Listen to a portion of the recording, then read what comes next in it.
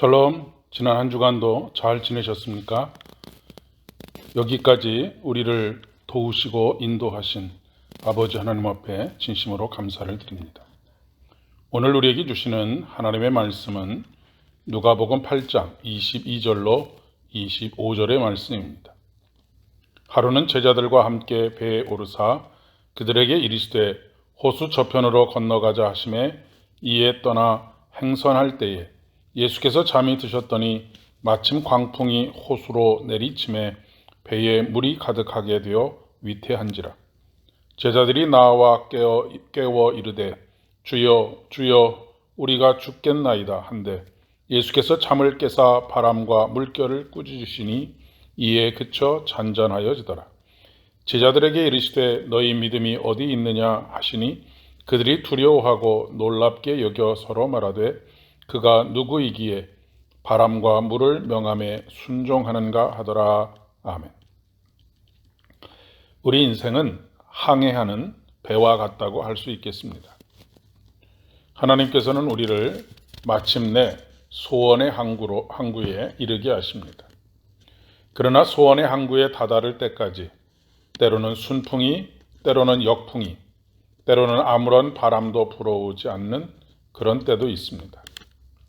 아무런 바람이 불어오지 않을 때는 앞으로 나아가지 못하고 제자리를 맴돌게 되지요. 어찌 보면 아무런 바람이 없어서 제자리에 멈춘 듯한 시간들이 훨씬 더 많지 않을까 싶습니다.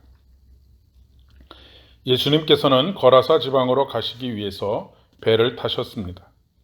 갈릴리 호수는 지중해 수면보다 200m나 낮을 뿐만 아니라 북쪽 헐몬산에서 불어오는 차고 건조한 바람과 남쪽 사우디아라비아 아카바만에서 불어오는 뜨거운 바람이 서로 부딪히면서 기류가 형성이 되어지고 종종 광풍이 일어날 때가 있었습니다.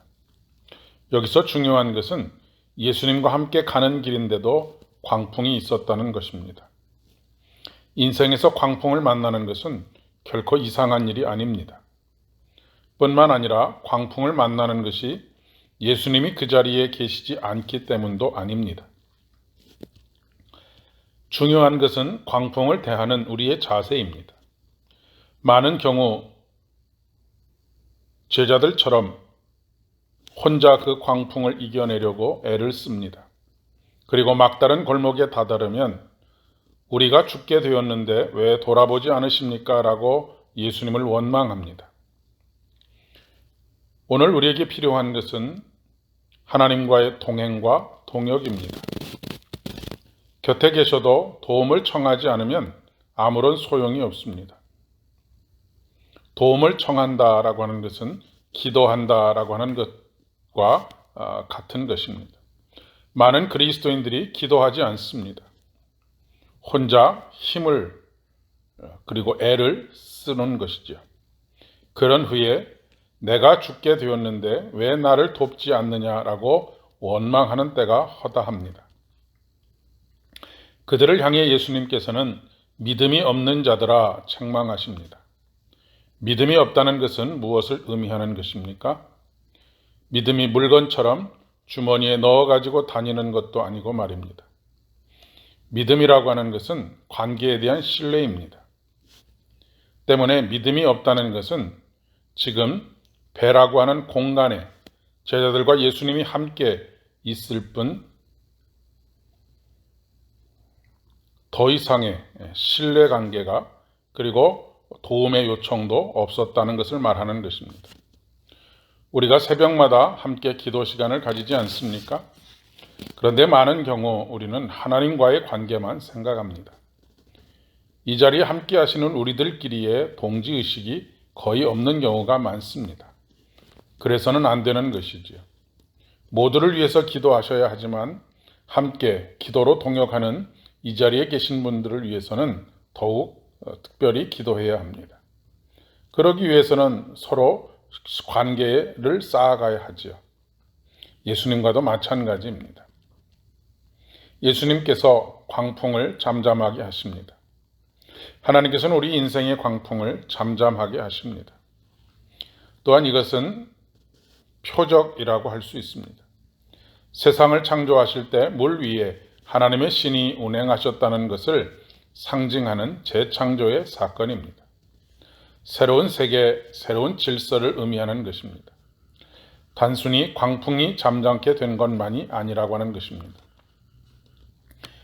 하나님의 신이 물 위에 운행하신다 할 때 운행은 암탉이 병아리를 품듯이 품는 것을 말하는 것입니다.